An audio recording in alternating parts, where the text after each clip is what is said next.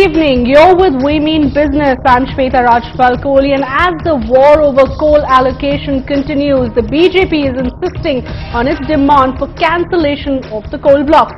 On the show today, we're asking if the demand of the BJP to cancel all the coal blocks is feasible, and will it help diffuse the current political crisis. Let me introduce our guests on the show today. We've got Mr. Mani Shankaraya, former Union Minister, Dr. Subramanian Swamy, President of the Janata Party, Nalin Kohli, National Executive Member of the BJP, Mr. Narendra Taneja, well-known energy expert, and Krishnamurthy Subramaniam, Assistant Professor of Finance at the Indian School of Business, Hyderabad.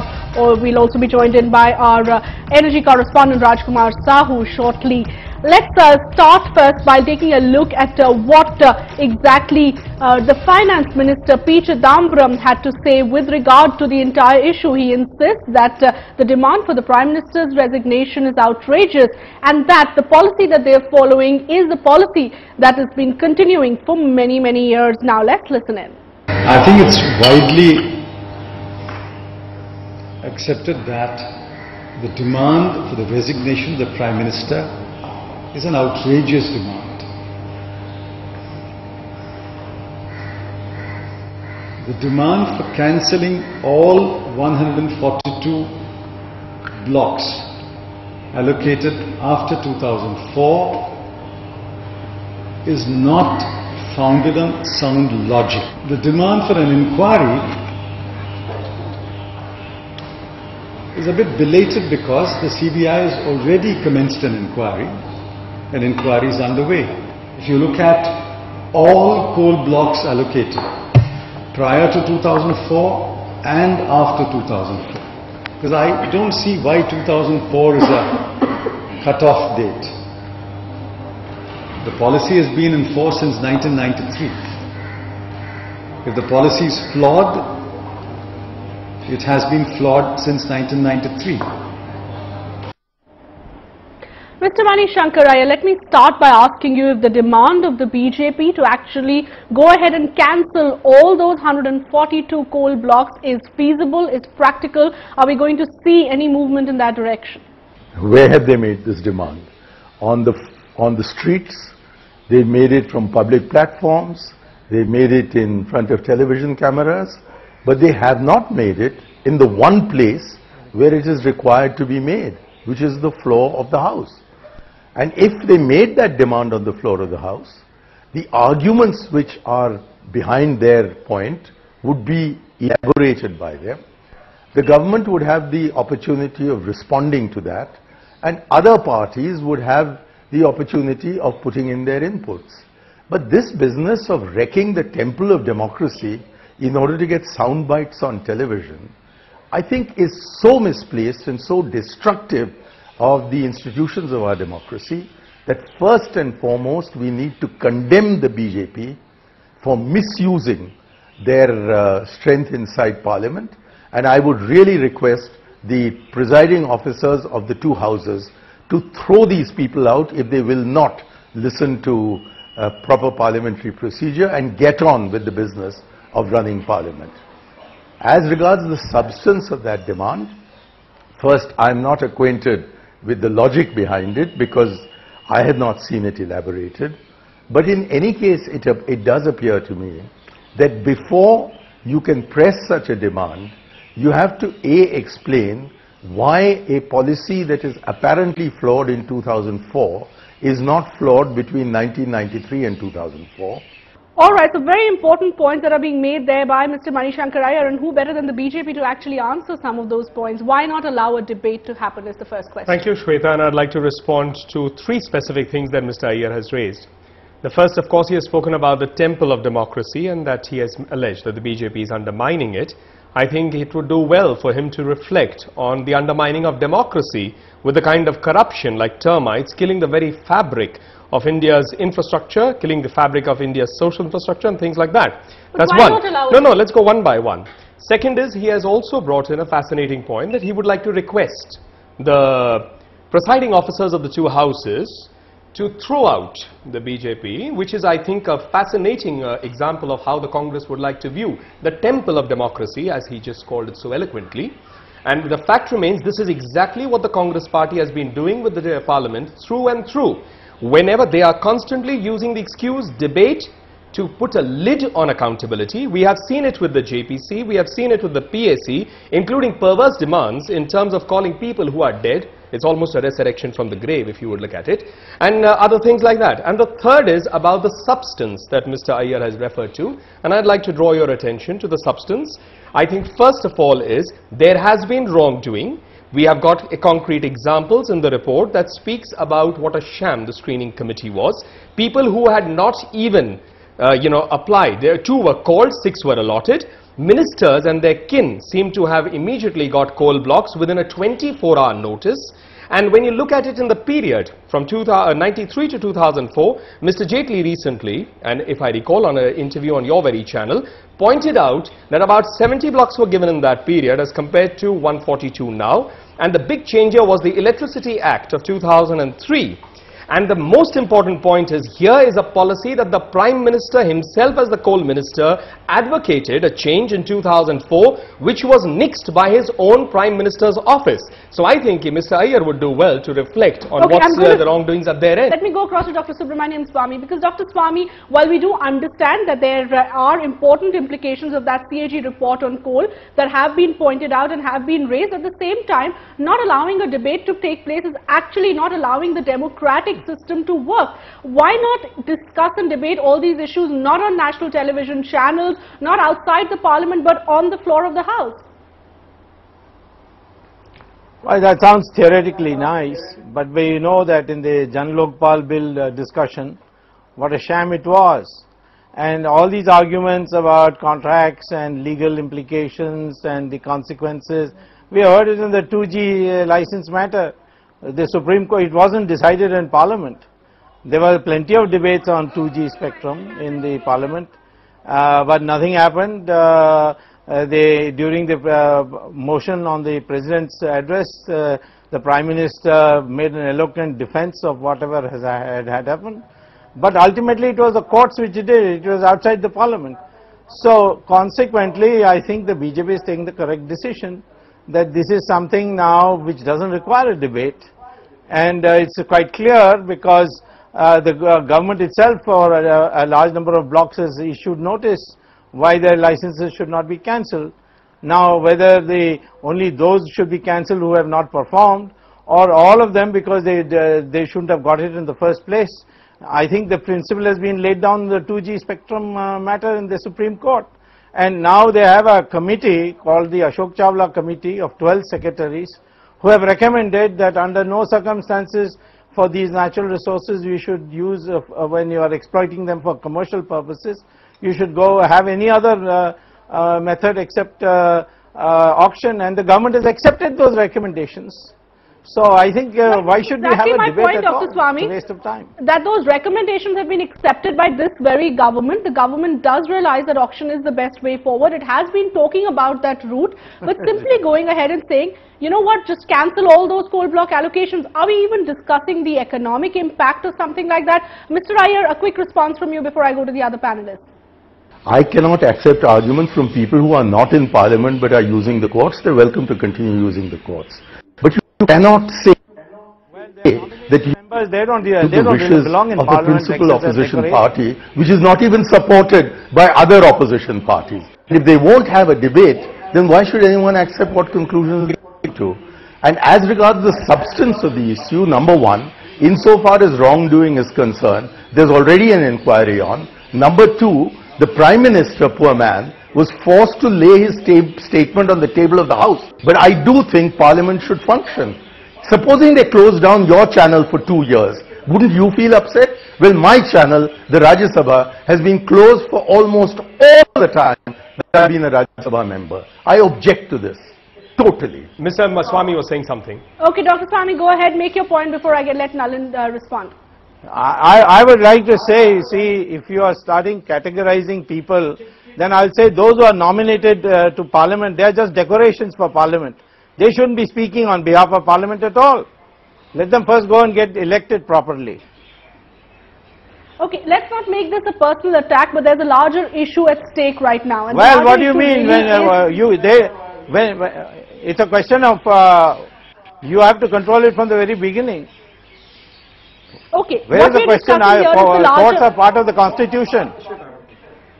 Okay, we're discussing the larger issue of the interest of the country, because here you've got just about every industry chamber going and issuing a statement saying, are we not understanding the negative impact this would have on the country? Remember, this is a time when the country needs its economy to be revived, and while there should be no tolerance and zero tolerance for corruption, is there not important need now to move on, let Parliament function, let this debate happen in Parliament, and then decide what needs to be done and punish the wrongdoers? Now, look, I think there are multiple issues here, Shweta. The first is about punishing the wrongdoers. If we look at the 2G scam, and Dr. Swamy himself can add lots to this debate, is on the 2G scam, the government constantly gave certificates of innocence to their own coalition partners, Mr. Raja, till finally the Supreme Court intervened. The CBI sat for 16 months and did not move till the Supreme Court intervened. That's one. Second is, when you look at the Congress has always gone alibi shopping and has always laid the blame either on coalition Dharma or on their allies. And when they were asking the resignation, and when they took the resignations of Mr. Dayanidhi Maran and of Mr. Raja, the same rules apply even now, because here you've got the Prime Minister as the coal minister. And the final point is that under what has happened, I think the key issue about the economy is that the government has an accountability and responsibility to the people to provide a clean, transparent administration, not to promote crony capitalism, and certainly you're not going to allow wrongdoing to be overlooked just because the government feels that this is better and we start hiding behind plans on economic development. We need to also have an understanding of how the economy really works. What we're talking about really is, if you simply go ahead and deallocate these coal blocks, what is the kind of impact that we're going to see on power plants, on the functioning of the overall economy, the kind of losses that we're talking about, and what about honoring those contracts really? What's the kind of negative impact it will carry on the image of the country? Shweta, there are two sides of the whole story. I think first of all, it's a very important issue. You don't necessarily have to be a member of parliament to raise this issue. I think every Indian has a right to discuss the issue because it involves some irregularities. I'm not saying that wrongdoings are well established, but there is doubt that something like that has happened. So I think it's first of all. Second thing is that, it is very important that we go for a fast track investigation, let's say in a period of within 2 months and 3 months, and establish if there are any wrongdoing. And if there are any wrongdoings, it's important to really scrap the whole thing, cancel all the blocks. Simply but if there are, that investigation has to happen. Absolutely. And secondly, what is very important, in any case, Shweta, last 2.5 years, what you have said, there is a complete policy paralysis, and flip-flop on Vodafone issue, flip-flop on GERR issue, we have seen the country's image has actually suffered a tremendous damage already. So I think, what is important, and Shweta, probably the most important point, can you really build India into an economic superpower when the foundations are actually full of wrongdoings, corruption, favoritism and all that? So I think it really, give me one example in the history of the world where you have been really able to make a nation, a kind of great nation on weak foundation. So I think what is important is to go for a thorough and honest investigation first. Before, and if it's established that for 2 blocks or 20 blocks or 50 blocks there have been some wrongdoing, it's very important. The government that is different from saying cancel all the 142 blocks. That demand. How can you cancel? First of all, I think no political party, including Bharatiya Janata Party or for that matter any political party, has moral right really to give such a call, because this is an all parties scam if it's a scam. I take strong. How do you respond to the fact that there are coal blocks that were allocated before 2004, and the point that Mr. Manishankar Ayat was also making there, a point that Mr. Kapil Sibal has also made today, which I will play out shortly. Ministers have been writing letters. I'm going to come here. And so it is. BJP ruled states have been part of the steering committee. So the moral high ground that the BJP seems to be taking is this exactly such a strong ticket? Yes, certainly it is, and I'm going to give you facts. We'll not go on emotion and talk on facts. If I'd also like to quote Mr. Sri Prakash Jaiswal, who on 21st December 2009 on the floor of the House of Parliament himself said that majority of the states were in favor of the competitive bidding process process. Number two is Mr. Raman Singh has recently, Dr. Raman Singh has come out with a statement and pointed out his questions are related to the fact that if a coal block is in his area, then why don't you, they have to have basically the state government must have a right or must have a share in the revenue because it's after all exploited out of there. And what happens to the industry in that state? Number three is, if you're talking of the moral point, I want to make, yes, not object to one second, I'm coming to the moral point. If you will recall, Mr. Jaitley recently said that we as a government, when we were faced with a similar situation with the allocation of petrol pumps and gas agencies, we went for complete because here the question and the credibility of a government is at stake, a process is at stake, and when you have, and when you, right, because I would also, yes, no, I would, Mr. Why were you silent for long? Yes, I would like to correct. Yes, I would like to correct. You are a rich party, you are sitting on 1,000 crores of cash pile. You could really actually go for your own investigation. You've got members of parliament, well-educated members of parliament sitting there. You are fully aware of what's going on. Why did you really boycott parliament? And if you will, why didn't you raise the issue? If you will just let me answer that, I would like to draw your attention to this, that the fact is, one letter, not one, I'm sorry, and it's not two. It's a multiple letters starting from 2007 by Mr. Hansraj Ahir. Mr. Prakash Javadekar is there, and I would like you to go and see these letters duly responded. They are not two. No, they were two gentlemen representing. No, I'm sorry. Not a BJP. Did you pass a resolution? Okay, let me. You are. That is. I'm sorry. You can't give us. You cannot. I am sorry. What do you mean individual members? They are members. I'm sorry. A member of parliament. I mean. You were quiet. If I for long age you were quiet. No, I would like to. You are free. Well, let me just put this. Okay, if you want to know, I'd like to put this clear. Okay, let's have make this clear. You can take anything. When a member of parliament of the BJP raises a point, may I please finish my point? May I please finish my point? May I please finish? Give me one example. With the BJP, 2G, yes, if you would look at 2G, CWG, no, why not? We have been doing our job as a this. No, you may want to seek to. Okay, no, I'm sorry. You cannot make this charge on the political party as this. Political opportunism. Okay, we have to end this here because we have to take the discussion forward. Political opportunism clearly on part of the BJP, enough ammunition that has been given by the CAG in that report. But Dr. Subramanian Swamy, my question to you is it fair to set the 2G case as a precedent for coal allocation? Because in that case, there were clear examples of the wrongful manner in which licenses were given, and you of course have led that campaign. In this case, you cannot just do an apple-to-apple comparison that this happened in 2G, so we're going to apply the same logic to Colgate and insist on the Prime Minister's resignation. You have to treat each case and each scam differently. Listen, you have got it all mixed up. When the issue before the Supreme Court, which led to the cancellation, was whether the government forewent or gave up revenue which they would have got had they auctioned it. That's all. That was the question which led to the cancellation. The question of wrongdoing is in the trial court. It's not in the Supreme Court, and therefore to say that there this 2G was different is wrong. And here too, everybody knows the price that was charged was very, very low, and that had you auctioned it, you would have got enormous amount of revenue. And that's what the Chawla committee is now saying. The government says that we are adopting it. So what is the difficulty? If you have made a wrong decision, you have a right under the clauses of the contract on public interest, you can cancel the licenses. The same argument was used for 2G until we pointed out that one of the clauses in the license was that in the interest of public interest, the government can change the allocation of licenses. It can even cancel it. The same thing is here in this contract. Every contract has it when government does it. So it's totally wrong for you to say that the question of wrongdoing. Wrongdoing is a matter for criminal prosecution. Krishnamurthy Subramanian, my question to you really is that the government has been giving one defense after another in this entire matter. They've of course first of all questioned CAG's calculations, which we're going to discuss in great detail also later on the show. They've also said, we heard the finance minister earlier say that well, if coal has not been mined, where is the question of loss? Explain to us if there's merit in the arguments that the government has been giving.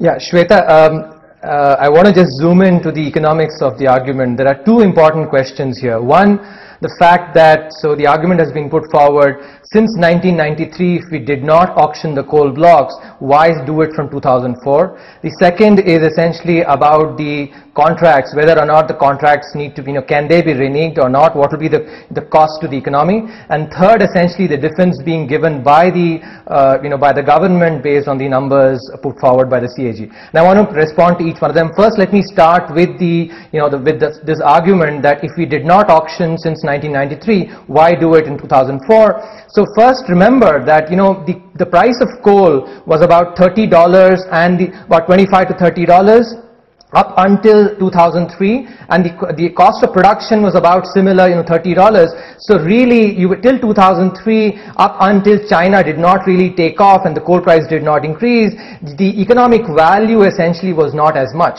Starting from 2004 onwards, the coal price essentially became $60 and then peaked at $180 in 2008. Even now, we're looking at a price of about $100 to $105. Compared to the production cost of about $30, even if you essentially take into account an escalation of about 50%, that makes it about $45 per ton. What we're talking about is the value from the coal block is enormous. Okay, so now, a policy that worked from 1993 to 2003 was based on essentially the the fact that the value was not that much because the coal price was not that high.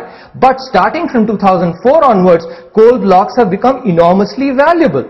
And therefore, the argument of essentially selling or giving them away for free is not based on good economic grounds. Is why are you taking 2004 as the cutoff? Why are you taking 2004 as the cutoff? Because the price essentially because the price in that period essentially starts from $60 onwards starts going up. Till 2003, the price was about 30. So the production cost and the price of coal really sort of, netted off each other really. So the economic value of those coal blocks were not that high.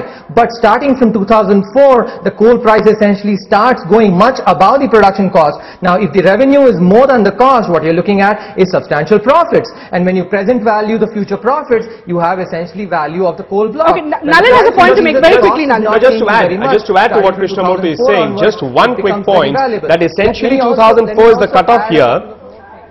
Right, Krishnamurthy, I'll just come back to you. Just 2004 also, I mean, he's absolutely right about the point, but in addition to it, 2004 becomes the cutoff point because that's the year when the Prime Minister as coal minister speaks about going for competitive bidding, and 3 months later his PM order. It's that government which is talking about competitive bidding. Nalin, you have to give them credit for at least having brought it up, and not the NDA government. So I think why don't we also give them credit that the Prime Minister either permitted all this to happen or did not prevent it from happening, or there was policy paralysis. Why it took 8 years? Okay, and of course, the logic of many NDA states also not agreeing to the competitive bidding process. Yes, I can answer, and I can answer this again. Okay, I have to go across to my colleague Rajkumar Sahu, who has been tracking this story very closely, because Raj, there is a move on part of the government to now go ahead possibly and cancel some of those non-performing blocks. Here, of course, the logic that is being given is this is an inquiry that has been going on. This is a committee that was an interministerial panel which was set up by the UPA government itself, and the reason for actually cancellation is non-performance. Take us through some of the reasons that are being cited, and what is it that we can really expect? Shweta, of course, the reasons are has nothing to do with either the CBI inquiry or the CAG report. We are here talking about on the merit of those coal blocks. What if you see what we have accessed through the internal note of the interministerial panel or all those panels, basically is that they are saying that these coal blocks have not done even the minimum work of applying for forest and land and environmental clearance. So how come they will get any kind of clearances, or how can they start coal production from those blocks by March 2013? So that is the basic logic that the interministerial group is basically seeing. They are not going into the CBI or CAG inquiry. And remember, Shweta, one thing, that this IMG, that interministerial panel, was actually formed much before the CBI inquiry or the CAG report. We are talking about this interministerial panel which actually issued show cause notices much before the CAG report was tabled. So there was nothing to do with the CAG report or the CBI inquiry. It is basically that they wanted to clarify on the things that you have not done the work, you have not followed the timeline, so we are going to cancel it. And probably because on basis of that, these 60 blocks are going to be cancelled. And remember, these 60 blocks we are talking about are not only those coal blocks which were actually allocated by the UPA regime since 2004. So these are the also coal blocks. 7 of them were also allocated by the NDA regime since 1999. So there's nothing to do with the CBI or CVC inquiry.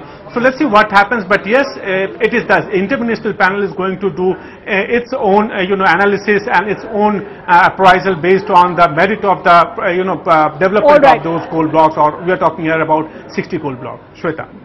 Raj, do stay with us, and I want to go across to Mr. Manishankar Iyer and at least try and understand that why is it that we've not seen private players and the government coming down heavily on these private players earlier, because the logic that was being given to hand over some of these coal blocks to the private players really was the fact that Coal India is not being able to manage the production.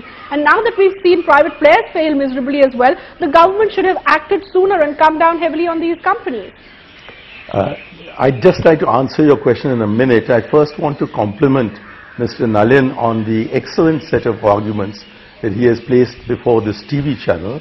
I want to know why he can't place it on the House in Parliament and give the government the opportunity to answer those charges and to either fall flat on their face or to succeed in explaining why they did what they did.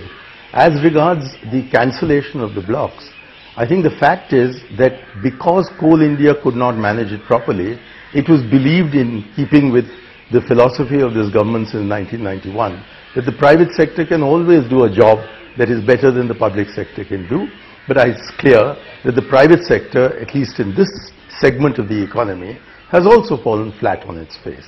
And therefore, if there is consideration being given, since long before the presentation of the CAG report, to the cancellation of those blocks where appropriate action has not been taken to implement the contract, then that's fine, and I see no contradiction between that and the policy that was initially initiated. And also I do wish to stress that when we have serious questions of center-state relations, especially for a coalition government, and where we are told repeatedly that we must not only take opposition parties into account, we must even take our own allies into account in determining what the next step should be, it would have been absurd for the government of India to have ignored the written advice and the stated arguments of the representatives of the state governments, who range across every party. They include the Congress, but they include the BJD, they do include the BJP, they even include the CPM, who argued that no, they didn't want that kind of a thing, they wanted to use the mechanism that had already been established. And that was why we couldn't move forward. Now it's all very well to say today that they should have done that then, but then had we done it then, we'd have been accused of just trying to road roller the opposition states and the opposition parties. I do hope the presiding officers take some note of the fact that one opposition party, without even support from other opposition parties, is simply blocking the functioning of Parliament, which it has absolutely no right to do. And as for Dr. Subramanian Swamy, he is a well-known agitationist in the courts of law. Let him continue doing that. I'd like to really point out that I never said that you cannot discuss these issues outside Parliament. What I said is members of Parliament should be discussing these issues inside Parliament. And of course the outside world is more than free to make its comments on what it needs to be done. And finally, with regard to Mr. Chidambaram's statement that Mr. Chidambaram has explained that he never used the expression zero loss. What he said was that if the coal has not been mined, where does the cost question of loss arise? He could equally have said that this is the coal has not been mined, where does the question of profit arise? He was just making the factual point that the coal is still to be mined, and that the issue really is that when you decided that the private sector would be able to do the job that the public sector cannot do, at that point we would have expected far greater efficiency. And my final point is that you were covering me when I was Minister of Petroleum, And you saw the extent to which we used to secure all the required defense and environmental clearances before we put up blocks for auction. And that's exactly what should be done with respect to coal. I don't think allotment should be made and then the process of clearance is short. The clearances should first be obtained by the government and then the block should be put up for auction or whatever other method is decided upon by government. It's a political crisis really. The country is now getting impatient. We really need to get on with the business of the house. We're seeing that the monsoon session has ended up being a complete washout. Where, according to you, is this political crisis headed? We're not seeing the BJP or the UPA government actually achieve a compromise position. Yeah. It is a question of perception. We are of the view, those in the NDA, that this government is now thoroughly discredited as the most corrupt government in the history of India, and that they have no intention of discussing anything in Parliament. They are just using Parliament discussion as an excuse. When the question of George Fernandez came, these same arguments were never used. Why can't you say what you want to say against George Fernandez in the floor of Parliament? Now, today, there is no gain from having a discussion at all. If you think that Parliament is going to come to some conclusion through a discussion, we have seen what happened in the Jan Lokpal bill. So today the country wants action. Mr. Taneja, is that a logical argument? Because Parliament doesn't. The Parliament is meant. No. You see, well, I am not talking about logical arguments. I am talking about political arguments. We think even today Parliament is the party that finds itself isolated. Effect institution. Even politically, it's an emergency. What did we think of Parliament in the emergency? Just like the we thought it was a captive organization. What is important is there are issues. I think it's important we take those issues to Parliament, because after all, Parliament is a house elected by the people of this country. If the issue is so important that the future of the government is this government is at stake, I think it's even more important to discuss that on the floor of Parliament. Because after all, we call it the tamper. That may be your view. I don't think that is anything to discuss. Okay, Nalin. Well, that's your personal view. That's your personal view. I can have my own views. But I think this Parliament, the Parliament is always elected by the people of this country. It is the view of the NDA. Where is the question of personal view? This is the view of the NDA. BJP finds itself totally isolated as the opposition party, and Nalin, and the point that Mr. Iyer has also raised, and the point that everybody is raising right now, is you find yourself completely isolated. And we know we've heard the term majestic isolation, but clearly you need to at least allow some sort of a debate on this issue, simply because nobody is saying that your demands should not be met. Nobody is saying that what you're raising is invalid, but just simply, and we're talking about the last week of Parliament now, this session. When do we see you actually becoming a little more reasonable about the issue and allowing this debate? I'd like to first of all say that let's get the facts clear. What we are talking here is not about the niceties about Parliament functioning. Yes, Mr. Jaitley in his article has pointed out that Parliament, yes, debates are important, but in the rare of rare cases, obstructionism also has to be considered. And let's now look at the facts. Number one is, in the 2G scam, no wrongdoing was accepted by this government till the opposition finally decided enough of moving around, trying to cover up things, and took the matter really strongly in their hands. And then the Supreme Court intervened, in which Dr. Swamy played a very important role. And then you saw, we know what the result is. The same government which propagated... Are you saying cancel 142 blocks? Yes, well, I mean, certainly there are questions being raised here, and that's a demand that the party legitimately is raising. Now has it come down from the Prime Minister's resignation? No, certainly. If you will also hear Mrs. Sushma Swaraj's statement, you will also hear what Mr. Jaitley has said today. We have nowhere backed down from what the modern and conservative. Twin demand. No, it's not about twin demand. Let's get this facts. I want to answer this. It's in context of Mrs. Sonia Gandhi calling up the leader of opposition in the Lok Sabha and asking how does Parliament function, and Mrs. Swaraj has clearly said it on the record that okay, you cancel you cancel the allotments, and after that order an independent inquiry. This could be a basis for discussing and debate, but we are nowhere backing down from the resignation of the Prime Minister. Mr. Jaitley said it today, Mrs. Swaraj said it yesterday. last point is, you are saying about us being isolated or not. Let's get the facts clear. We are talking about wrongdoing by the government. All the advice that we are hearing from Mr. Manish Shankar advice, he should give it to the Prime Minister, how to manage the coal ministry and all that. The fact is, let me just finish, then you can add to this. The fact of the matter remains, wrongdoing has happened.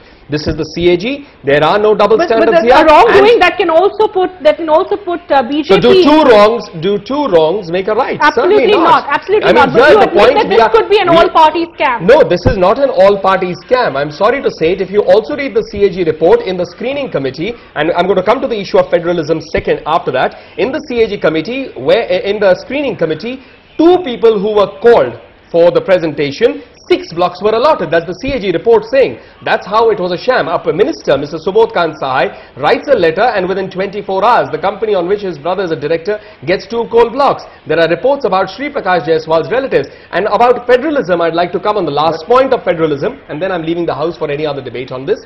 On federalism, it's very nice to be thought about the niceties of federalism when it suits the Congress party. When it does not suit, federalism goes literally out of the window.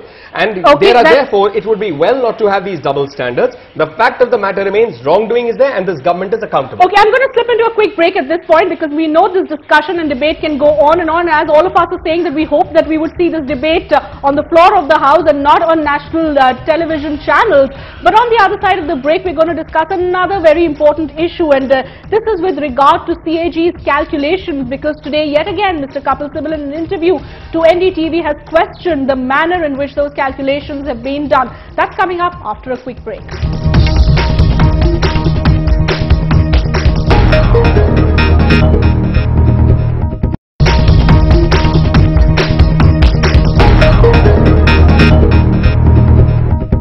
पहले ये दोनों probe खत्म हो जाएंगी, उसके बाद किसी probe की बात हो सकती है।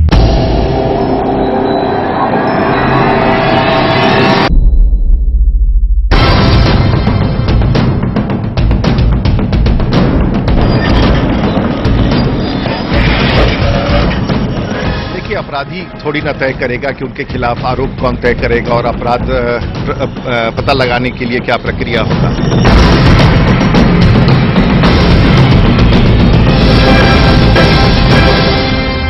The point is, do you want to correct the system? Do you want to improve the system? Do you want to regulate the system? Or you want to keep the system in such an anarchy that people can keep making money? And this is crony capitalism. This is exactly what is crony capitalism.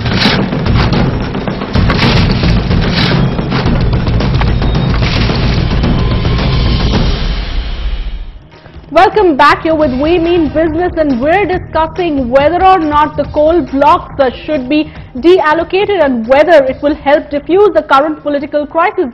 In an exclusive interview to NDTV, Kapil Sibal says the CAG lacks understanding of how the economy works and the auditor has misguided himself. He insists the CAG's loss calculations are flawed. Let's listen in. The CAG talks about the 1.86 lakh crores.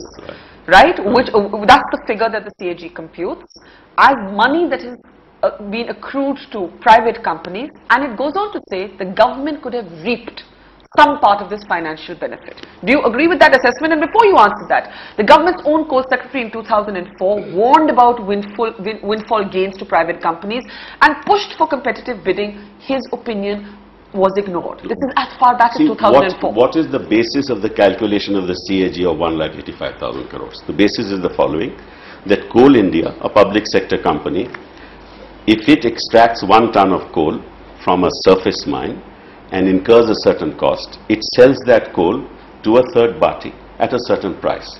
The difference between the cost and the price is the gain of the Coal India. Now, once you allocate blocks to private entrepreneurs, that gain is the gain for the private companies, and therefore 1,85,000 crores is the gain, right? Yeah. But the basic flaw in the argument is that this coal cannot be sold, unlike Coal India. Coal India can sell coal. This coal cannot be sold. So you cannot compare apples and oranges. This coal has to be used as an input. Yeah. Input for what? For power. Input for steel manufacture, for cement manufacture. When you use it as an input for power, there is competitive bidding for power plants. And when under that competitive bidding, whoever offers the the least tariff per unit of electricity to be sold to the electricity board wins the power plant, right? Therefore, the gain and loss will be on the unit price per unit of electricity, not on coal. So there's a basic fallacy and flaw in the argument. That is also true of steel. The gain or loss will be when you manufacture 1 ton of steel, and then the gain and loss will be shown. And in the case of power, there is competitive bidding in the power plant, and also there is a commission under the Indian Electricity Act which determines tariffs. If somebody actually imposes a high tariff which gives him too much profit, the commission comes in. So this whole concept of loss or gain is, with respect, I mean, I don't want to use strong words where somebody will say I'm attacking the CAG. I'm sorry, it's just a lack of understanding of how the economy works. You're saying the auditor doesn't understand how to audit. That's effectively I don't what want you're to say saying. that. I just think that he has misguided himself or willy-nilly. I can't say anything more than that, because I have respect for the institution. Respect for the institution, but a lot of questions being raised on CAG's methodology. Krishnamurthy Subramanian, a quick word from you, because there's been a lot of literature of late questioning really this presumptive loss theory of the CAG, simply going ahead and saying that, had you followed this policy, this would have been the loss, and this would have been the gain, and the entire question of the loss to the exchequer based on policy A or policy B, a logic that was also used in the 2G scam and actually went in favor of those who were arguing and questioning the 2G scam. But in this case, there are several who are questioning this methodology. Yeah, Shweta, I want to explain here. There are two things that are involved. There is the output, which is electricity or steel, and there is the input, which is coal here, right? Now, the argument that Mr. Kapil Sibal is making is both right on in some parts and wrong in some. Now think about, essentially, you're contracting for the price at which you are essentially going to supply electricity or steel, but you do need coal as a raw material to produce this electricity or steel.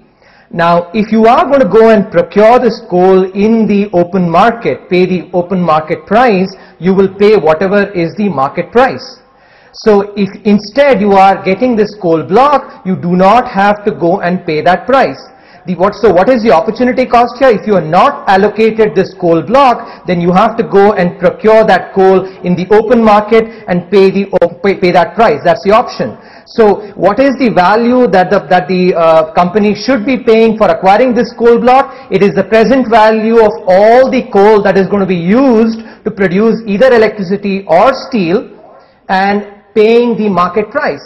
And that is essentially the argument that is being used. And here's where I want to come in, that similarly coal blocks were sold in Madhya Pradesh, using in the same period, about 2000, in that period, and the price that was paid was in the region of 700 rupees per ton to 2100 rupees per ton. Now also remember, there is a classification of mines. There are mines that are open cast mines, which are much more efficient than those mines that are underground. These are supposed to be loss making, not as profit making.